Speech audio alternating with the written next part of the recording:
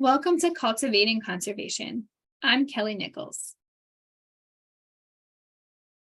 In this module, we'll be talking about conservation plans and how to fit that into your whole farm plan. As you look at your farm, do some of these questions come to mind? Do you have a problem that needs to be addressed? Is there something on your farm, on your property that could be enhanced? Well, the USDA, U.S. Department of Agriculture, Natural Resource Conservation Service, or NRCS, is available to help with identifying conservation objectives and assessing and analyzing the natural resources. So those could be issues related to soil, water, animals, wildlife, plants, air, energy, and human interaction. And NRCS has a great website on conservation plans, which you can find at the link there at the bottom of the slide. So what is this conservation plan? This is a tool to help you better manage the natural resources on your farm. Again, natural resources, soil, water, air, wildlife. Conservation plans typically are voluntary.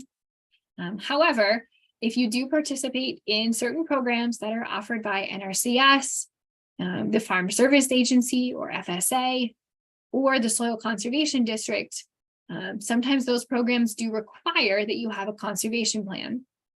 And as you talk with those agencies about the programs that they have, what's required, they will let you know if you need a conservation plan. And conservation plans are also free. Takes a little bit of your time. It takes a relationship with NRCS, but no money out of pocket on your part to get a conservation plan. So what specifically is in the conservation plan? There are management practices, so how you are going to manage some things on the farm, the timeline for implementing the practices and when they'll be installed. And then there's also aerial farm maps as well as soil maps of the farm. So let's take a look at these different components. Here's an example of a conservation plan. This obviously has the farmer's name, the farm name, the address. And you can see that here it lists different conservation plans that will be installed in the farm and where they're going to be installed and a little bit about those conservation practices. So let's zoom in here a little bit.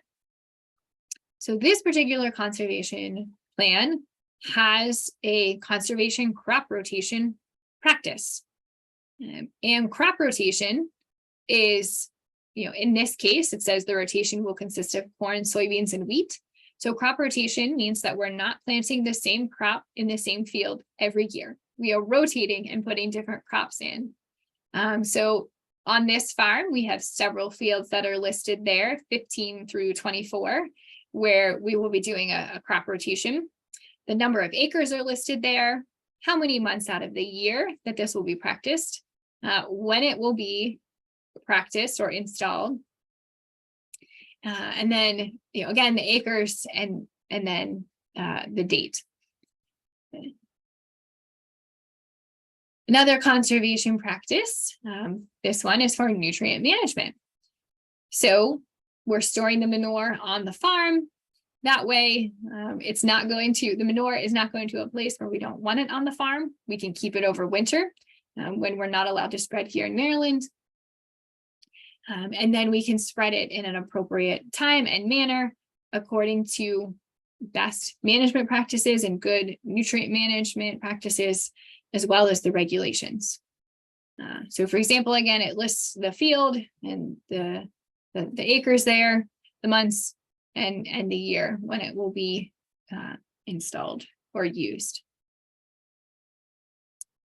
Brush management. So now moving away from the crops a little bit, we're talking about brush management. So in areas that aren't farmed for crop or where livestock aren't grazing necessarily, we're going to use this brush management. And now we're thinking about the wildlife. So for example, in this one for brush management, it says mow all fields where practical 1 or 2 times yearly to control weeds, because we don't want the weeds. It also gives recommendations on when to avoid mowing. So between April 15th and August 15th is when some wildlife species like pheasants or quail are nesting. And so we're not going to mow during those times because we want to promote and encourage that nesting to happen. And again, where and how many acres on the farm this will be practiced. I will also point out that on these conservation plans, you can see there at the top of each of those little boxes that I have cut out, it says track number 193. NRCS has a track system that they use for numbering fields and farms. And so don't let that confuse you. It may be a little bit different. You may call fields, the back 40 or next to grandma's house. But just know that, that's their numbering system. And, you can look at the maps in the plan, which we'll talk about in a minute, and see what they're referring to. And speaking of those maps, here's an example of a map that you can find in the conservation plan. So you'll see your farm, it'll be outlined in, yellow, maybe white.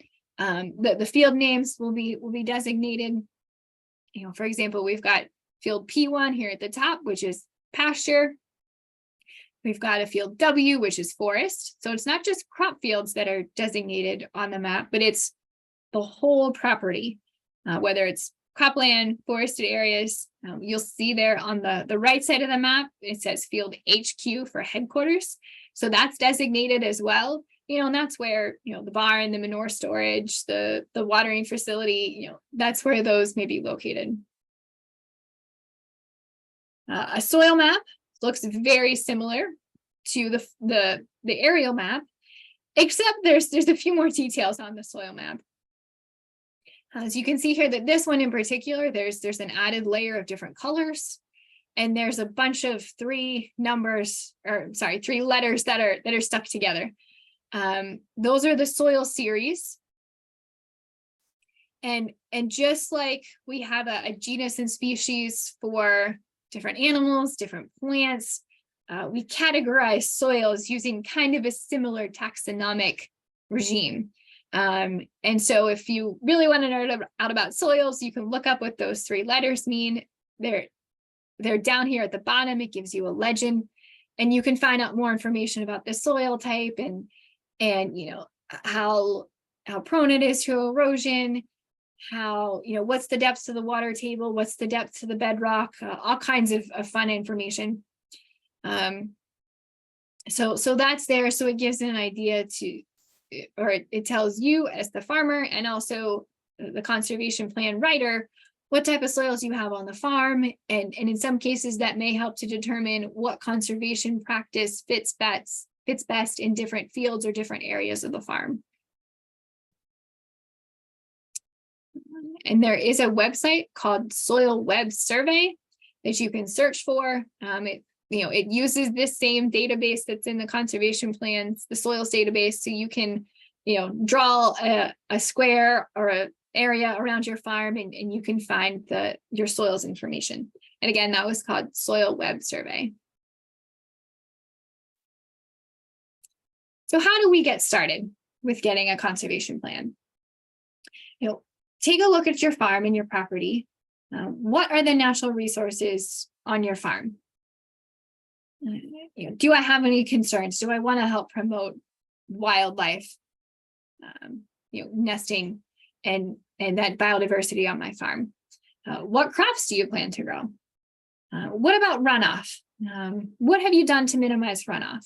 Is there something more that you can do? Again, what type of wildlife do I want to encourage? What about crop rotation? Are you rotating crops to reduce disease and pest problems? Most farms probably have some type of forested area. So what about forestry management? Is there something that can be improved there? So some questions to get you thinking about what is on your farm, what's on your property, what are you doing now? What are your goals? What do you want to get to? And what maybe do you need help with in between? So to actually get a conservation plan, you contact your local soil conservation district or your NRCS office. Sometimes the two are housed in the same building or at least very close to each other. So contact them, let them know you would like a soil conservation plan. A technician will come out and visit your farm, and they'll ask you questions about your farm. What crops are you growing? Do you have any conservation concerns? Do you see soil erosion? Would you like gutters on the barn roof? Do you have a pasture that maybe needs some improvement? They also ask for your input. This is your farm, it's your plan. The conservation district and NRCS staff are here to help you, but they're not going to put something in the plan that you're not going to do or isn't practical on your farm. So they'll go over all of that with you. They'll write your plan. The plan does go to the Soil Conservation District Board for approval. So each soil conservation district has a board, an advisory board made up of farmers and some other community members. This board approval is mostly a formality, but it will get approved. And then after it's approved, conservation practices are installed and then maintained according to the plan. Don't hesitate to reach out and contact your local NRCS office. And you can find the list for the NRCS offices in Maryland, as well as in Delaware. Thank you.